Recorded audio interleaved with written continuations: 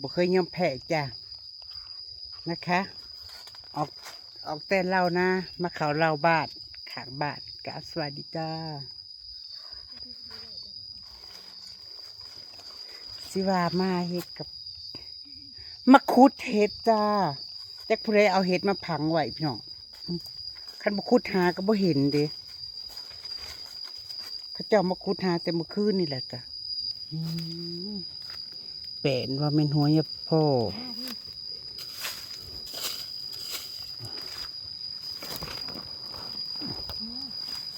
มันให้เป็นปันนี่เพียงป้าข้างบ้านนับบ้านสลอยเลยนะหมดแล้วเธอเป็นคืออย่างนี้โอ้ยเขาเอาไปแล้วเขาก็เอาไปเขาก็มาปลูกไว้อีกในสลัดเขาปลูกไว้ในบ้านนี่เขามาจีบแล้วเขาก็ปลูกไว้ให้อีกเดือนละเบิ่งแต่เปล่าบ่เห็นด้วยหรอกต้องใส่ตาทิพย์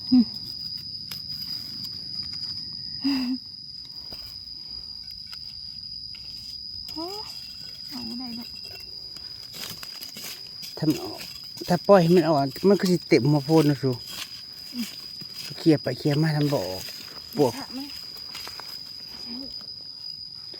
แถวนี่แม่นบดพี่น้องมองกระสะฮอดพุบเขามาเยื่องแต่เมื่อคืนเขามาเยื่อง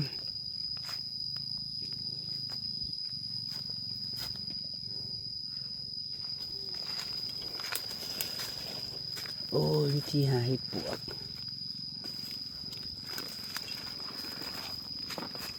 ขัดที่เนี่ยมันบกินหัวมันนะคะ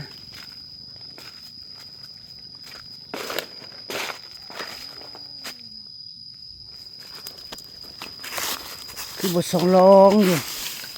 มันสองร้องแล้วมันทันคนพวกเขาหาจะเลิก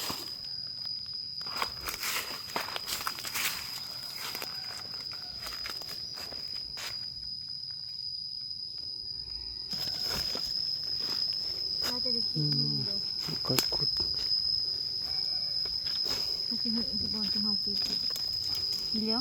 เขาก็หูอยู่แล้วเขาหมอกมันออกเขาก็อาดไว้จะพูดแมนเบิดแต่คือมันนี่เมนเลยเอาเขาเสียงเอาไปเลยนี่เลยยอมจ้ะเห็นบ่พี่น้องจุ่มไว้กับบ่ได้ดอกนี่เดี๋ยวให้เอาเลย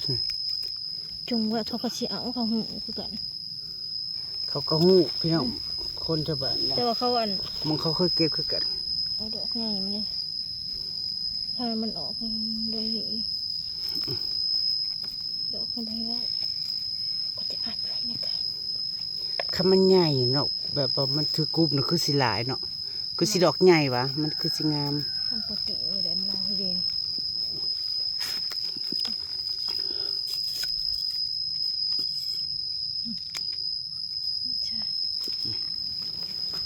แต่ปัจจุบันจีบังเหอะเป็นยังพี่น้องไปเถอะโอเคไปจัก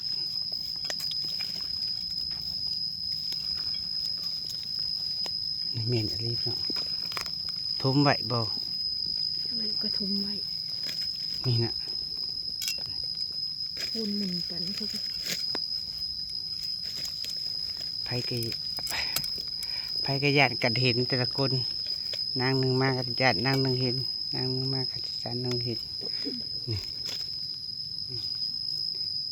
เจ้าเอาข่อยเอามันเดียวมันกระเบิดอีกดอกมันกระเบิดเห็ดดอกหัวปวกหัวโพนตัวนี้มันก็สิเบิดจ้ะนะคะในอนาคตต่อไปมันก็สิแปดนี่เพิ่มย่างผ่านบริเห็นได้นี่มันแปลนข่อยซองเจ้าซองข่อยเขาเจ้าเขาแต่ละมือนั่นเด็กพี่น้องนะโอ้ยสูพยักเอากาวแล้วนั้นเนี่ยแตกข้างเอาก้อนเข้าผัดหัวปวกบุปี้ไหมบุเศร้านี่ได้ไม่ปิงนะมะคุดเปลือยพี่น้องนั่นมะคุดหา จักหน่อยหลายคนก็สีด่านางเลยจ้าป้าไว้มันน้อยนี่ ปลาบ่ได้จ้า นี่มันเห็นแล้วมันก็จะเก็บน้อยก็สร้างบริปลูกไว้เองนะจ๊ะนี่เห็ดเด่นเห็ดปวกนี่จุ๊บเจ้าเห็นบ่นี่มีใครเห็นบ้างเนี่ย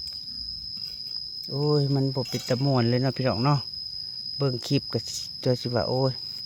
ไปขุดมันนี่จังไปขุดมันยังเก็บไปแต่บ่ม่วนแท้ก็ขุดให้ชุดเจ้าเบิ่งเฮ้ยนี่ว่าดอกมันทันได้ผลเป็นแนวใดมันอยู่เลือกสำใดเบิ่งด้วยตาเปล่าก็บ่ได้เห็นนี่นี่ดอกหักเลย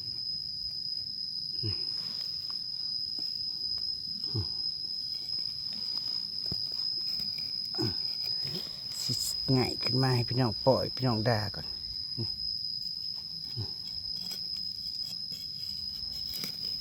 นี่ถ้ามันดอกใหญ่ก็บ่อยากคิดเลย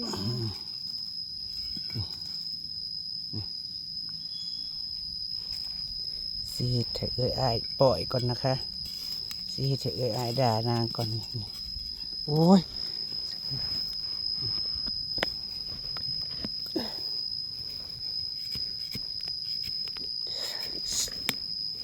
ขุดหอดลงหอดเมืองพญานาค เดินแหลมลาเอ้ย เจ้าบ่ขุดข่อยก็สิขุดสอบบ่ค่ะเกิดแต่ปีนี้ปีหน้าบ่ต้องเกิดเด้อ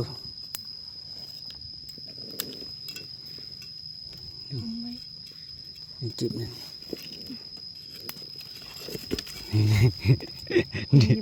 นี่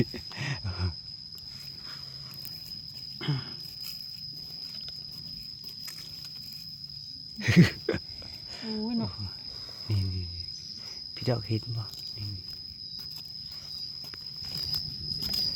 ชื่อเจ้าเจ็บคุ้มตาเลยจ้าเจ็บกระโบกตาคือนางบ่พี่น้องนางเดี๋ยวหายจนเจ็บคุ้มตาเลย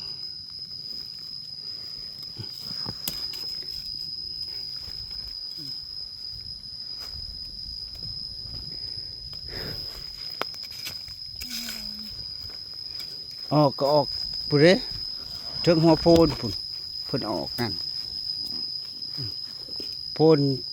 นไม่เพ็กอยู่รุมมันก็บอกเด้แค่ที่ที่ออกก็เลาะเท่นคือมันทันได้ออก เดี๋ยวมา มันก็เห็นชัดนะ เด่น เจ้า คือปรึกษาคือใจดอกหอยเกิ ที่ น จะรักษา ไปล้างมันเนี่ย ก็บอก เปล่าเขาก็เสียมันนี่ นี่ดิข่อยก็ยันเจ้าเอาเจ้ามาก่อนเจ้ามาก่อนเจ้า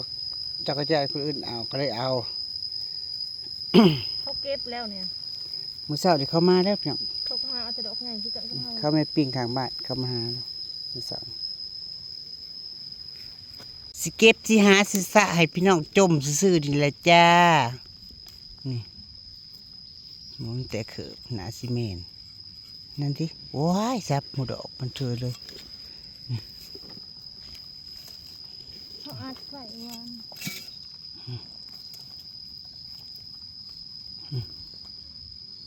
ป่ายมันก็ซี่จะรอจะได้อยู่กูจะไปกินอหยังมันค่ะซับดอกมันเลยเราไปว่าซับเหรียญอีกแล้ว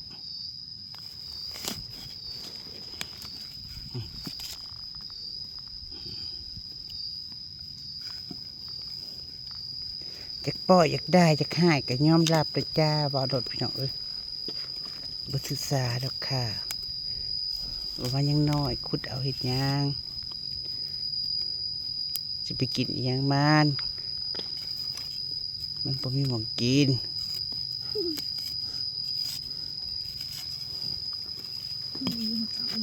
โอ้ยให้กระเก็บดื้อนะดื้อบอกว่าพางเสือแล้วกัน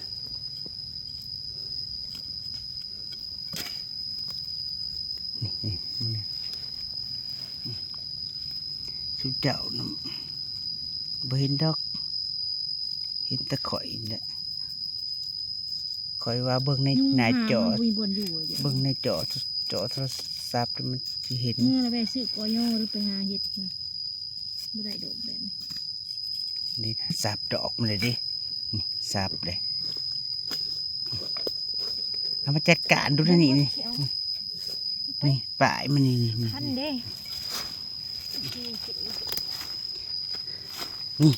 มันแตะเขิบมันจะก็แม่นนี่ ไปแล้วคุณแม่ยิงคุณน่ะมาเหยียบ นี่มันแตะเขิบนี่แม่นนี่ ขึ้นบริเวณนี้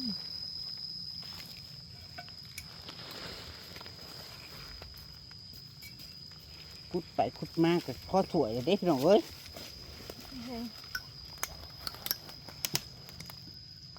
ผู้มันออกมองปลายโพนมองเขาเจาะคุดอ่ะมันเขาเจาะงัด เข้ามาอัดไว้เมื่อวานก็มีเห็นอยู่บ่ นี่เด้ดอกเนี่ยมันประชับนะนี่ เอาเลย นี่พี่น้องเห็นบอกมีใครเห็นเห็ดบ้างนี่จ้าเห็นบอกมันออกอย่างนี้นะคะ หล่อนไม่รอดค่ะหล่อนไม่ต้องรอโต เอากระปาดมันอันก็เหม็นจ้า เขาก็เอาเขาก็เอาเขามาเขาก็เว่าคำนี่แหละเขามาเขาก็คือสิเว่าคำนี่แหละพี่น้องเอ้ยปุ๊บปลายพูน ถ้ามันออกป้าดนี่นี่ไงถ้ามันดอกใหญ่ไงคันปลา เนาะคันปลามันใหญ่เนาะคือสีออกหอดปลายพูนหลอกล้อนอยู่เขาจนท่าน เดี๋ยวมันพ้นตกลิ้นแล้วบ่มีใครเห็นเดี๋ยวมันละ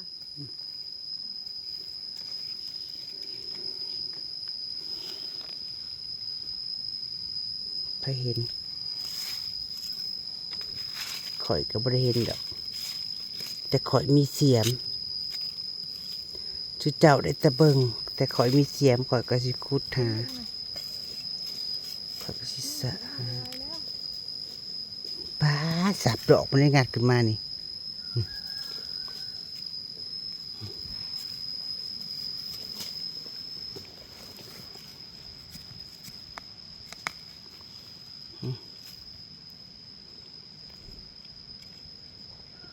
จะกินอหยังมันอย่ามาลามันน้อยพูด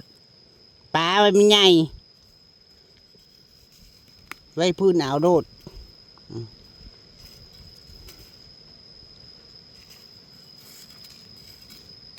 ปลากับปลาจ้ะเต้นลำเก่าก็ได้ทำก็เจ้าสะ เขาก็มาเก็บแล้ว ก็คือว่าเนาะเห็นข้าเจ้าสะข่อยก็อยากสะเห็นข้าเจ้าคุดข่อยก็อยากคุดเถอะเด้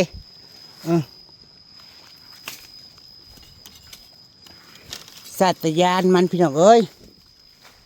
เกิดมาแต่น้อยพ่อแม่พาหาอยู่หากิน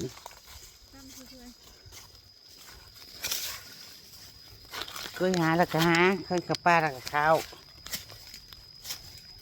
เสียวเราก็เดินตามรอยแม่นะ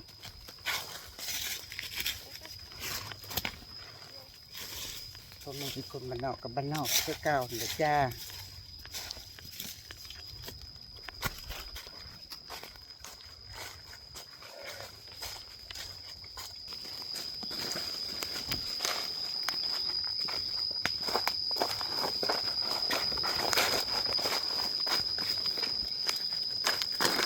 ป้าติ๋วมันเป็นป้าติ๋วฮะ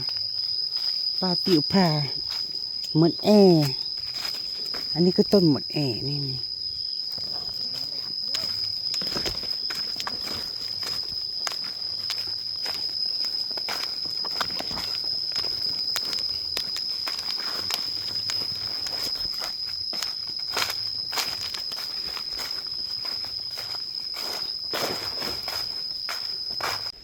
สิหู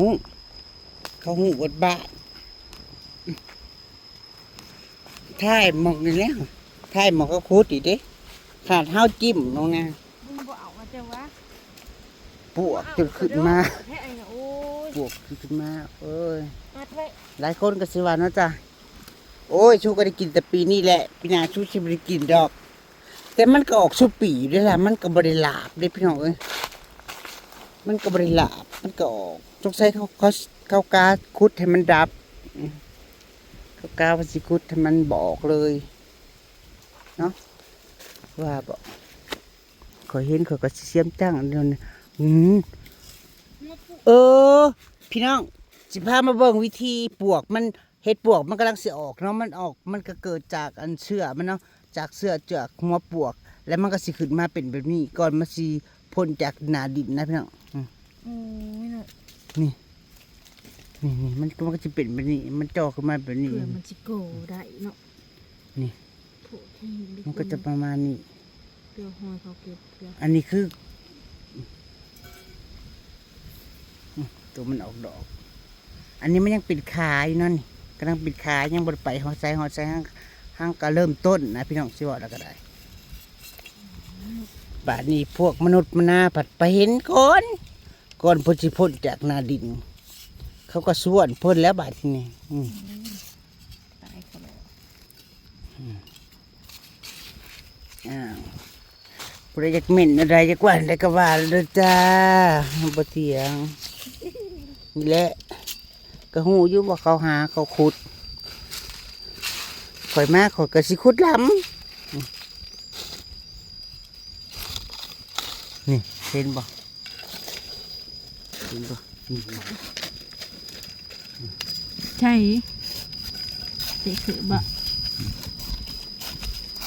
นี่แน่ เบ้ออีกไม่ได้มีดอกเดียวนะคะมีหลายดอกเด้อ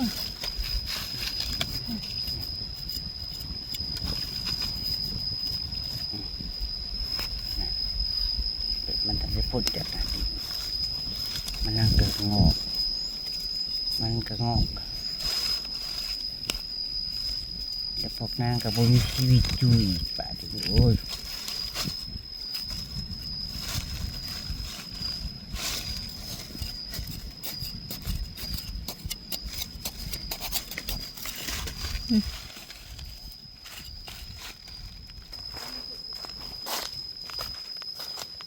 สุดกู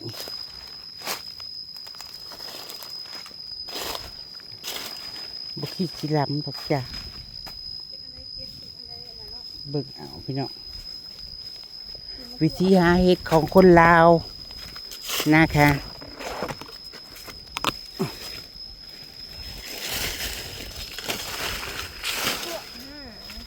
เจ้าหาคอยหาเจ้าชั่วคอยชั่ว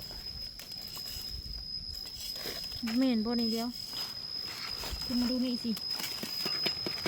เข้าบ่เรือ ถ้ามันโกง เอาไปมัดเคาะเบิ่งได้ นั่นดิ ใช่จริงๆด้วยนี่จ้าเท่าไหร่เด้ดอกพวกไง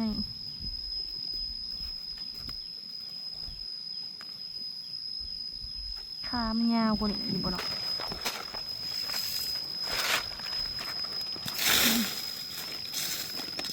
ใช่ดอก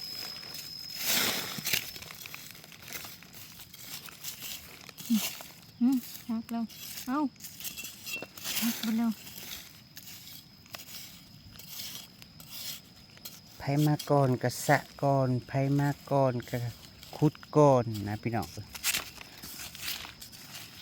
ให้มันลำเขาเลย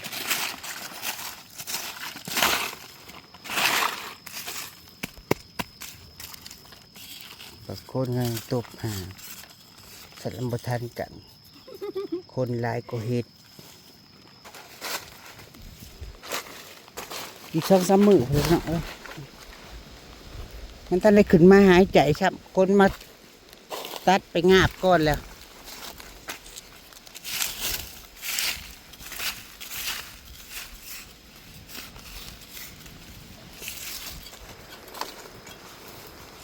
จะมีชีวิตอยู่ได้อย่างไรไปเมื่อนะปะหิวข้าวดิเมื่อนะพี่น้องเอ้ย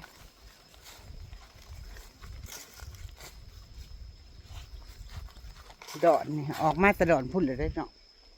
ออกมาดอนกับพ่อไปกันมันออกพร้อมๆกันแหละพอเห็นทหอยเขาเอาบ่พ่ออยากอายพี่น้อง ให้เขาเจ้าป้อยตอนเขาเคลียร์กับพ่อแล้ว